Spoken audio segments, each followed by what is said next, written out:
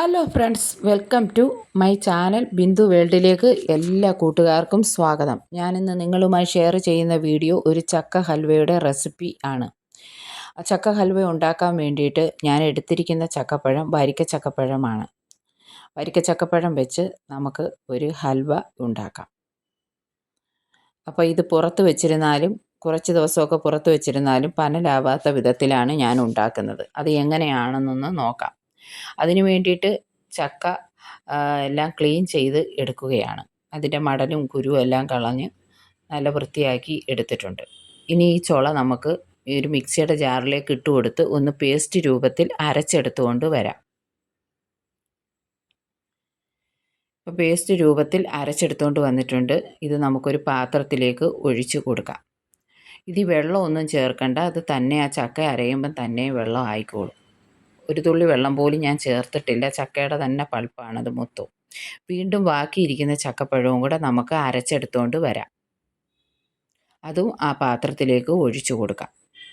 പിന്നെ മധുരത്തിനാവശ്യമായി ഒരു ഉണ്ട ശർക്കര ഞാനാണെങ്കിൽ ഇടിച്ച് പൊടിച്ച് 1/4 ഗ്ലാസ് വെള്ളവും കൂടെ ഒഴിച്ച് ഒന്ന് തിളപ്പിക്കാൻ വെച്ചിട്ടുണ്ട്. അതൊന്ന് തിളച്ച് അതിൻ്റെ ശർക്കരയെല്ലാം നാണ്ട ഉരുകി വന്നിട്ടുണ്ട്. ഇനി നമുക്കിതങ്ങ് മാറ്റി വെക്കാം.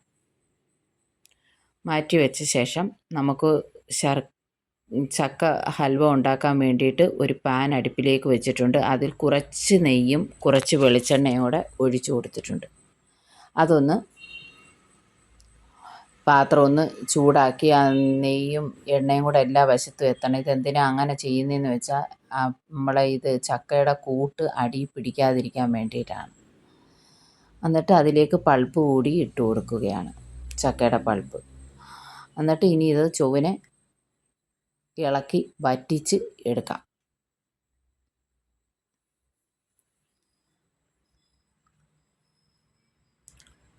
ചുവനെ ഇളക്കി കൊടുക്കണം. ഇപ്പോൾ ആ എണ്ണയും നെയ്യും എല്ലാം ആ ചക്കയിലേക്ക് അങ്ങ് പിടിക്കും.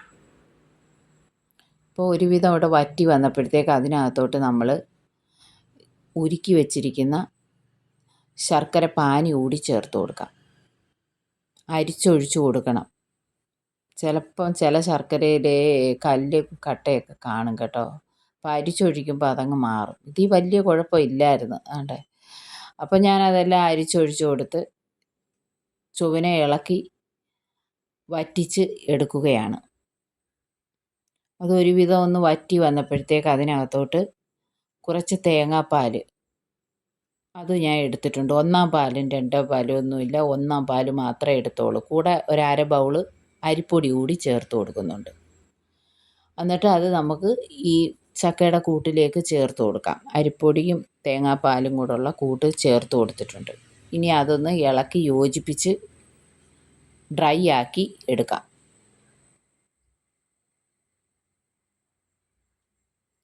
മധുരം ഒന്ന് ബാലൻസ് ചെയ്യാൻ വേണ്ടിയിട്ട് വേണമെങ്കിൽ ഇച്ചിരി ഉപ്പ് പൊടിയും കൂടെ ചേർത്ത് കൊടുക്കാം. എന്നിട്ട് ചുവനെ ഇളക്കി യോജിപ്പിച്ച് എടുക്കാം. ഇപ്പം ഡ്രൈ ആക്കിയിട്ട് കാണിച്ചു തരാം. ഇപ്പം ഡ്രൈ ആയതാണ്ടേ. ഇനി ഇതിനകത്ത് ഇനി ചേർക്കേണ്ടത് കുറച്ച് കാഷ്യൂനട്ട് ചേർത്ത് കൊടുക്കണം. എന്നിട്ട് ആവശ്യത്തിനുള്ള എണ്ണയും നെയ്യും കൂടെ കുറേശ്ശെ ഒഴിച്ച് ഇത് വരട്ടിയെടുക്കണം, ഡ്രൈ ആക്കി എടുക്കണം. അപ്പോൾ ഞാൻ കുറച്ച് എണ്ണയും നെയ്യും കൂടെ ചേർത്ത് കൊടുത്ത് അത് വരട്ടുകയാണ്. വെള്ളമൊക്കെ ഏകദേശം വറ്റി വന്ന്, എന്നാലും കുറച്ചും കൂടെ വലിയാനുണ്ട്. വീണ്ടും ഞാൻ കുറച്ച് എണ്ണയും നെയ്യും കൂടെ ഒഴിച്ചു കൊടുക്കുകയാണ്. എൻ്റെ കൈ നെയ്യ് കുറവായിരുന്നു കൂട്ടുകാരെ, അതുകൊണ്ടാണ് ഞാൻ എണ്ണ കൂടി ചേർത്തത്, വെളിച്ചെണ്ണ. അപ്പോൾ രാത്രിയിലാണ് എനിക്ക് ഈ ചക്കപ്പഴം കിട്ടിയത്. അപ്പം കൂടെ തന്നെ അത് വറ്റി വരണ്ടു വന്നപ്പോഴത്തേക്ക് ഏലക്ക, കുറച്ച് പഞ്ചസാരയും കൂടെ ഒരു മിക്സിയുടെ ജാറിൽ പൊടിച്ചു കൊണ്ടുവന്ന് ഒരു ടിന്നിലിട്ട് വെച്ചേക്കുന്നതാണ്. ചുക്കും ഉണ്ട് കേട്ടോ. അപ്പോൾ അത് നമ്മുടെ ഫ്ലേവറിന് ആവശ്യമായത് ചേർത്ത് കൊടുക്കണം. ഞാനൊരു 2 ടീസ്പൂണോളം ചേർത്ത് കൊടുത്തിട്ടുണ്ട്. എന്നിട്ട് അത് ചുവനെ ഇളക്കി യോജിപ്പിച്ച് വരട്ടി എടുക്കുകയാണ്.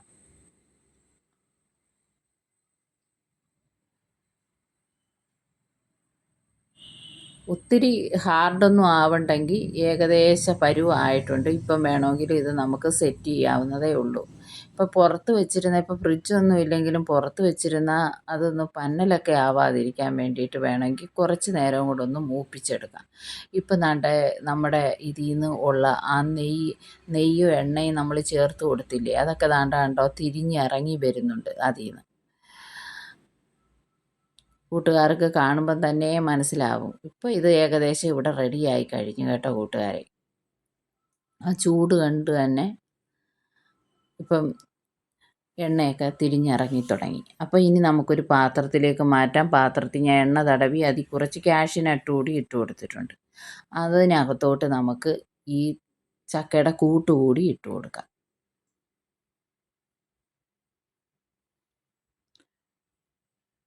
എന്നിട്ട് ഒരു സ്പൂണ് വെച്ച് ചൊവ്വിനെ അമർത്തി തടവി എടുക്കാം. ഇപ്പം ചൂടോടെ അത് അങ്ങനെ നേരെ ആക്കണം, അല്ലെങ്കിൽ അതങ്ങ് കട്ടിയായി പോകും.